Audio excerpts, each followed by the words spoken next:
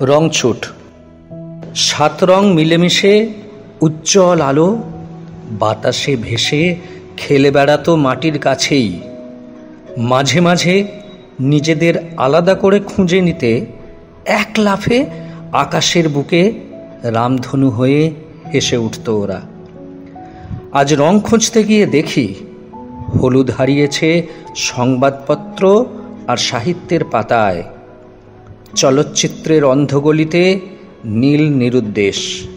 বাকিরা কেউ পথহারা অথবা হাত ধরাধরি করে জায়গা নিয়েছে রাজনৈতিক পতাকায়। শুধু সাথীহারা আকাশই ফিরে গেছে আকাশেই। চারিদিকে তাই আজ অদ্ভুত আঁধার, তবু আজও রামধনু চোখে ভাসে। আকাশের বুকে মুখ রেখে সে হাসে। আকাশটা কোনোদিনও বদলাবে না বলেই বোধ হয়।